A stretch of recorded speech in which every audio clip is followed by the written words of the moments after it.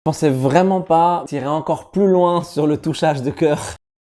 Typiquement, tu touches le point sensible, c'est direct au cœur. J'ai longtemps considéré que cette musique était la plus belle musique du monde. Ça a été complètement improvisé pendant une nuit.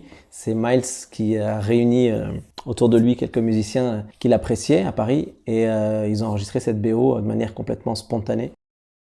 Ben là, c'est mon papa, donc alors c'est encore plus la plus belle musique du monde, évidemment. J'ai grandi en écoutant le son de mon père et tout ce que je fais aujourd'hui à la trompette, ben c'est lui qui me l'a appris. Cette idée géniale qu'il a eue dans les années 60 quand il est arrivé en France, d'ajouter un élément qui permette de jouer la musique arabe à la trompette, c'est ce qui fait qu'aujourd'hui je me sens bien dans le monde dans lequel je vis.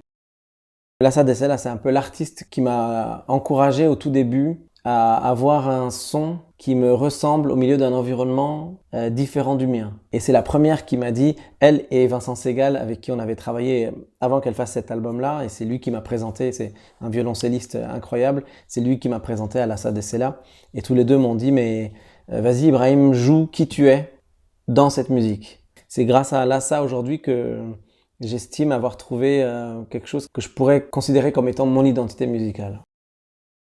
Album Cello, c'est donc Vincent Segal, en duo avec Cyril Atef, qui est un batteur et percussionniste aussi fou que lui, qui n'ont pas de dogme dans la musique, qui n'ont pas de limite, pas de code, si ce n'est que juste de kiffer. Ça fait longtemps que j'ai pas joué avec eux et je le regrette parce que je les adore, ces deux gars. Les gars, je suis là, si vous avez besoin d'un petit coup de trompette ou quelque chose, je suis toujours dispo.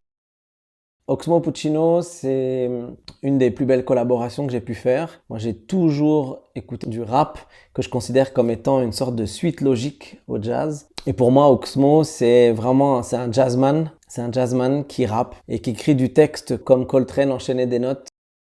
Morricone, c'est certainement toutes ces musiques que je jouais dans des orchestres d'harmonie. Et c'est d'ailleurs certainement grâce à des gens comme Ennio Morricone que j'ai aimé faire de la musique pour le cinéma et que j'en fais beaucoup aujourd'hui. Roy Hargrove, un trompettiste, créateur, à la fois dans le respect de l'art du jazz et en même temps très avant-gardiste dans les choix qu'il faisait. C'est un rappeur du jazz, de la même manière qu'Oxmo est un jazzman du rap. Alors Maurice André, j'ai longtemps considéré que c'était mon papy, mon grand-père, parce qu'en fait il y avait des photos de lui à la maison ou dans la classe de trompette de mon père. Je sais pas pourquoi, je trouvais qu'il ressemblait à mon père. Et comme j'ai jamais connu mon grand-père paternel, je le regardais, je me disais mais c'est mon papy en fait. Je pense que je devais avoir 12 ou 13 ans quand j'ai compris qu'en fait c'était pas du tout ça, c'était juste le père spirituel de mon propre papa. Et j'ai eu la chance de prendre des cours avec lui. J'ai eu la chance de l'avoir en jury, président du jury du concours qui porte son nom, concours Maurice André de la ville de Paris. Et il m'a mis en tête de son concours, chose qui a été un vrai starting block pour moi.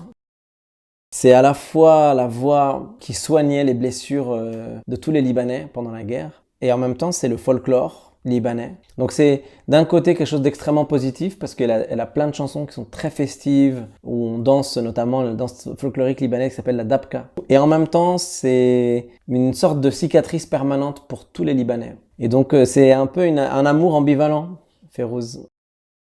Alors ce mec, je sais pas ce qu'il fait, j'ai jamais trop compris. Il dit qu'il fait du jazz, mais en même temps il dit que c'est pas vraiment du jazz. Il fait des études de musique classique, mais en fait il en joue jamais ou très peu. Moi, oui, il m'a un peu largué. Je sais pas trop. Il a fait plein d'albums et tout, mais c'est jamais la même chose. Sa musique, elle ressemble à rien. Mais bon, il se débrouille bien, le petit gars, non? Il s'en sort comme il peut.